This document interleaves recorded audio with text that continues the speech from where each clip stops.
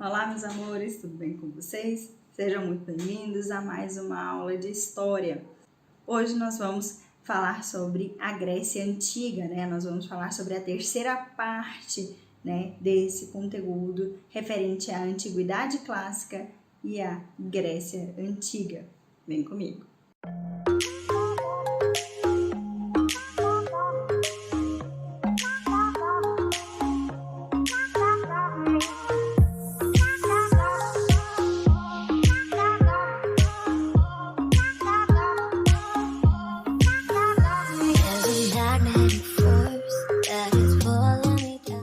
Meninos, até aqui nós já vimos a localização geográfica, a formação desses povos gregos, falamos sobre as duas grandes cidades-estado, Atenas e Esparta, né, a formação, as características de cada uma dessas cidades-estados. Agora nós vamos falar sobre o período clássico da Grécia Antiga. Nós falamos então sobre o período pré-homérico, período homérico, período arcaico, que é o período de formação da cidade-estado. Agora no período clássico é o período de auge, né, de apogeu dessas cidades-estados, é o período de auge da Grécia Antiga. Mas é o período também em que acontece dois importantíssimos conflitos para esse período, que são as guerras médicas e a guerra do Peloponeso. Então nós vamos entender com detalhes o que foram, né, quais os motivos, o que aconteceu nesses dois conflitos. Vamos acompanhar aqui para a gente entender. Então nós vamos aqui, né, na nossa apresentação da Antiguidade Clássica, Grécia Antiga, vamos aqui no balãozinho do período clássico, falando sobre as guerras. A primeira guerra, os primeiros conflitos que nós vamos ter são as guerras médicas. Nós precisamos entender que haviam outras civilizações, outros impérios convivendo aqui naquelas regiões, né? E um grande império que inclusive vocês já estudaram ali na Antiguidade Oriental e que vinha crescendo de forma exponencial, né, era o Império Persa. O Império Persa estava aqui dominando várias outras regiões, estava empreendendo um processo de expansão territorial. E é por isso que eles vão entrar em conflito com os gregos. Mas para a gente entender inicialmente esse conflito das guerras médicas, nós precisamos entender que as cidades-estados, né, lembrar que as cidades-estado gregas são cidades autônomas, né? Não havia uma homogeneidade nessas cidades, portanto não havia ali uma unificação, tá? Então esse conflito das guerras médicas vai estar dentro desse contexto de autonomia dessas cidades. Então, por exemplo, primeiro os persas vão batalhar com Atenas, depois eles vão batalhar com Esparta. Não havia ali uma unidade entre esses povos para vencer inicialmente, né? Não havia uma unidade inicialmente para vencer essa invasão dos povos persas, né? Do Império Persa. Outro fator interessante para a gente pensar é por que essas guerras médicas chamam-se de guerras médicas, né? Tem a ver com a formação dos povos persas, né? Um dos povos que compõem essa formação são os povos medos, né? A formação dos persas são os povos medos, por isso eles ganham esse nome, né? Essas batalhas, né? As guerras médicas são, na verdade, um emaranhado, né? Um conjunto de várias batalhas, vão ser chamadas de guerras médicas aí em homenagem aos povos medos, que são aí a base também da formação do Império Persa, tá? Vamos entender aqui quais são essas batalhas que compõem essas guerras médicas, tá? Inicialmente, então, a gente precisa entender que é um conflito entre Grécia e os persas, tá? A partir do momento em que esses persas invadem o território grego por conta desse processo, né, de expansão territorial que eles estavam empreendendo, ok? Vem para cá para a gente ler e entender melhor. As causas, então, desse processo, né, dessas guerras médicas, é justamente o imperialismo persa, ou seja, a expansão persa na Ásia Menor, que vai pegar aí esses territórios gregos e vai chegar até Atenas e Esparta, por exemplo. A primeira batalha que compõe as guerras médicas é a conhecida Batalha de Maratona, né, que nós vamos ter aí no final, já coloquei para vocês o spoiler, né, uma vitória grega. Mas por que essa batalha chama-se Batalha de Maratona? Olha só, essa primeira batalha ou essa primeira guerra médica é quando os persas chegam em Atenas com cerca de 600 embarcações e começam, né, a entrar em guerra, começam a batalhar com esses atenienses. O problema é que os atenienses, se vocês se lembrarem lá da nossa última aula, vocês vão lembrar, vocês vão perceber que os atenienses não era uma cidade-estado feita para lutar, né? Não era uma cidade-estado de guerreiros, quem era Esparta. Então, teoricamente, Atenas não tinha condições de defender a sua região, não tinha condições de defender o seu território. Então, Fidípedes, que era um guerreiro, foi eleito, né? Foi escolhido, foi convocado para poder correr literalmente, até Esparta para pedir a ajuda dos espartanos. Ele correu cerca de 200 quilômetros, né, até chegar em Esparta para pedir ajuda para eles combaterem aí os persas que estavam chegando na fronteira ali, que estavam chegando em Atenas. Os espartanos, naquele período, acreditavam que não era o momento correto, né? Não era o ideal para se mandar, para entrar nesse conflito com os persas e acaba não ajudando. Fidípedes, então, retorna correndo, né, para Atenas para poder avisar que Esparta não iria socorrê-los. Ao chegar, para surpresa de Fidípedes, né, Atenas tinha conseguido barrar, tinha conseguido conter o avanço dos persas ali, né, por incrível que pareça, por mais que eles não fossem guerreiros, por mais que eles não tivessem tantas embarcações como os persas, mas eles conseguiram barrar. Passados alguns dias, né, o Fidípedes foi convocado novamente para correr mais cerca de 42 quilômetros, né, ou seja, que ele correu 200 para ir, 200 para voltar. Passados poucos dias, ele foi convocado para correr mais 42 quilômetros para avisar, né, as cidades-estados que existiam ali em torno de Atenas sobre a vitória ateniense. Né. Ao final de tudo isso, ao final desses 42 quilômetros, diz, né, a lenda que Fidípedes obviamente morreu. E por isso mesmo ficou conhecida como Batalha de Maratona, né, porque ele correu aí todo esse percurso para poder fazer essa comunicação, tá? Então, ao final, ocorre essa vitória grega, os atenienses conseguem conter ali, obviamente dentro da sua cidade-estado, o avanço dos persas, mas eles continuavam a avançar em alguns outros territórios ali dos gregos. Lembrem-se que, mais uma vez, eram cidades-estados autônomas, né? Não tinham aí uma unificação dessas cidades-estado, então os persas conseguem invadir alguns outros territórios. Olha para cá no slide para a gente falar sobre a segunda guerra médica ou segunda batalha, né, desse conflito. A gente chama de Batalha do Desfiladeiro de Termópilas, né? O exército espartano, comandado por Leônidas e derrotado por Xerxes. Meninos, aqui é interessante porque vocês podem, inclusive, assistir, né? Quem gosta aí de assistir filmes históricos, vocês podem assistir ao filme 300, que conta justamente a história dessa batalha do Desfiladeiro de Termópilas, tá? Esse desfiladeiro era um importante lugar, né, e já conhecido pelos espartanos, então era terreno conhecido desses espartanos, tá? Diz a lenda que eles utilizavam, inclusive, esse território para jogar aí do desfiladeiro, né, para matar as crianças que eram consideradas inaptas, né, para o estilo de vida, para a educação espartana, que era uma educação guerreira. Lembra disso lá da nossa última aula, tá bom? Se você não se lembra, assista lá, volta lá e assista o vídeo de novo, porque isso é importante também, tá? Os persas descobrem, né, porque para ter acesso a Esparta, eles tinham que passar por esse desfiladeiro de Termópilas. Lembra que lá na aula de formação a gente disse que Esparta era rodeada por montanhas, o que acabava aí gerando uma proteção, inclusive natural, para a cidade-estado, tá? Então, como os espartanos conheciam esse território, ao avistar, ao saber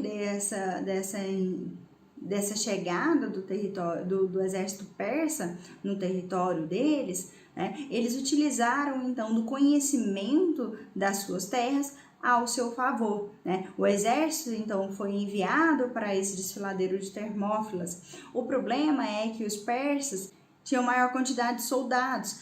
Estima-se que os persas tinham cerca de 300 mil soldados e que os espartanos tinham cerca de 7 mil soldados, tá? Por um breve momento, há uma vitória dos gregos, uma vitória dos espartanos que se aproveitam, como eu disse, do conhecimento desse território para barrar o avanço dos persas. Só que por conta de um informante, os persas acabam descobrindo um outro caminho para se chegar até Esparta. Isso faz com que os espartanos tenham que deixar, eles já estavam em pouca, né, em pequena quantidade, 7 mil soldados contra 300 mil soldados lá do lado dos persas, tiveram que deixar poucos soldados ali no desfiladeiro de Termópilas, ficaram apenas 300, daí o nome, né, do filme 300, para poder tentar defender o território lá da própria cidade-estado, Esparta, tá? Aí, então, nós temos, obviamente, uma derrota, né? Apesar de que ali ficarão os 300 ali batalhando contra o líder dos persas, que era o Xerxes, né? Aconselho vocês a assistir aí o 300, porque conta, né? Mostra muito bem essa batalha e esse contexto. A terceira fase, né, dessa guerra e basicamente o final desse conflito que nós vamos chamar então de guerras médicas é a batalha naval de Salamina, que vai aí fazer com que os gregos, ao final disso tudo, ganhem esse conflito. Tá? A batalha de Salamina ganha esse nome, inclusive, por conta do local em que aconteceu essa batalha naval, né, que era uma ilha ali próxima a Atenas. Nessa ocasião, os gregos conseguem vencer os persas com algumas embarcações, então eles conseguem impedir que esses persas avancem no território grego. E aí, né, isso só foi possível a partir aí da união de algumas cidades-estado para poder lutar contra esse avanço dos persas. Okay? Então, nós temos aí basicamente 3 fases dessas guerras médicas que nós costumamos chamar aí, dar nomes dessas batalhas, né? Primeiro, a Batalha de Maratona, segundo, a Batalha de Termópilas e terceiro, a Batalha de Salamina, que vai coroar a vitória aí dos gregos nesse conflito das guerras médicas. Ao final desse conflito, eles vão assinar uma espécie de tratado. Olha aqui. É a paz de Símon ou Calias. Os persas se comprometiam então a abandonar o mar Egeu. Aqui um mapa mostrando essas batalhas, né, como a gente falou, mostrando esses movimentos aí dessas guerras médicas. Bom? Ao final desse conflito, essas cidades-estados gregas começam a perceber a fragilidade que era esse estilo, né, esse sistema dessas cidades serem autônomas, cada um por si, Deus por todas, né, basicamente. Então eles resolveram criar uma liga. Essa liga vai ter o nome de Liga de Delos. Vem cá que a gente vai entender do que se trata. Durante as guerras contra os persas, as cidades gregas lideradas por Atenas criaram uma confederação, denominada Liga de Delos.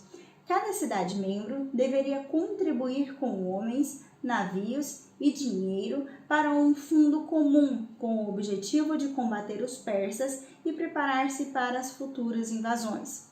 Os recursos da Liga ficavam guardados na ilha de Delos. Então, percebam, meninos, essa confederação, né, essa união entre as cidades-estado tinha o objetivo, basicamente, de unir forças, unir recursos, para que se acontecesse novamente, né, e eles vão utilizar, inclusive, para poder vencer as guerras médicas, eles possam aí defender o seu território, tá?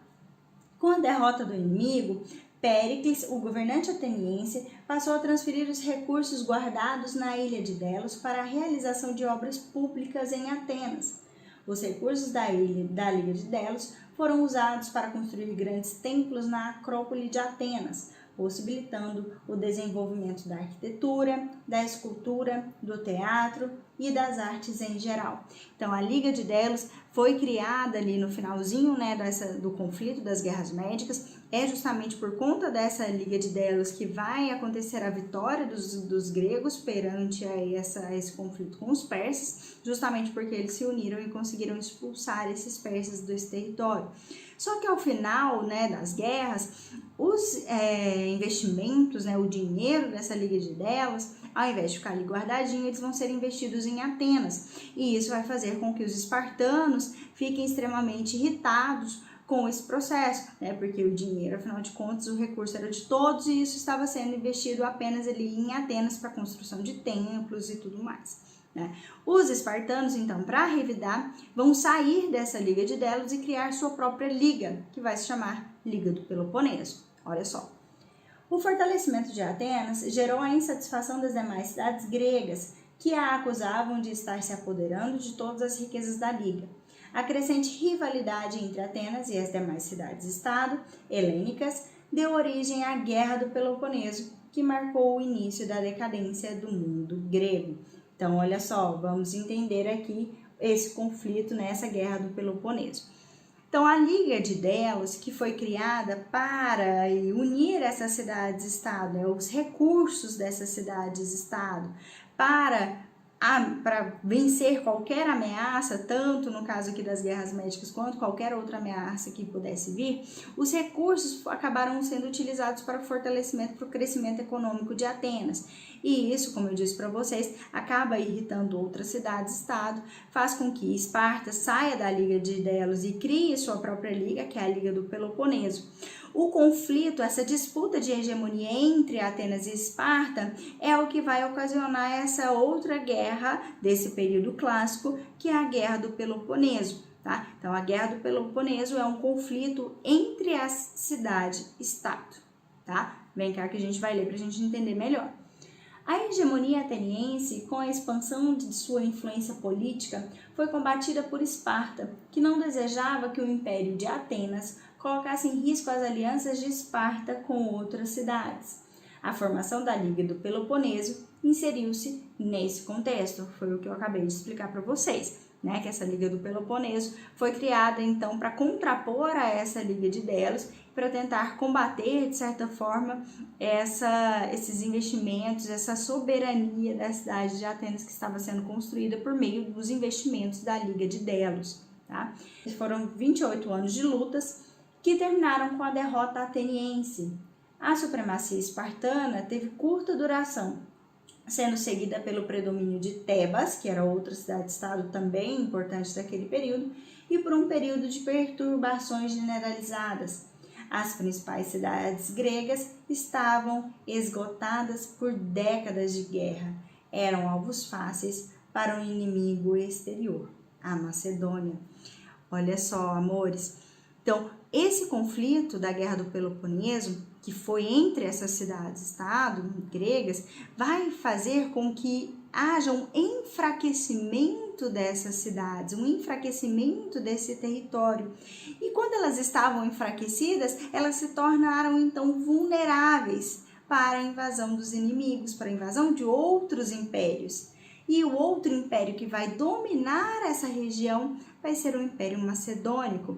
Tenho certeza que vocês já ouviram falar sobre esse Império Macedônico em outras aulas aí já sobre a Antiguidade Oriental e inclusive aí na aula de introdução à Antiguidade Clássica, né? Então esse Império Macedônio ele vai acabar dominando essa região aqui da Grécia a partir do momento em que há esse enfraquecimento, essa fragilidade por meio da disputa entre as cidades-estado. Tá? Olha só esse mapa aqui para a gente fechar a Guerra do Peloponeso, né, em que mostra aqui as campanhas atenienses, as campanhas espartanas, ou seja, né, os conflitos aí, quando Esparta vai investir em Atenas, enfim, a criação ali, né, onde estavam quais os locais que faziam parte da Confederação de Delos, quais faziam parte da Confederação do Peloponeso e os países neutros também, né? Então, por um breve momento, essa Guerra do Peloponeso acaba com esse imperialismo ateniense, dá lugar a uma hegemonia espartana, mas ao final de 26 anos de conflito, ao final de 28 anos de conflito, nós temos aí um enfraquecimento total dessas cidades-estado, uma fragilidade dessas cidades-estado que dá abertura para essa invasão do Império Macedônico, ok?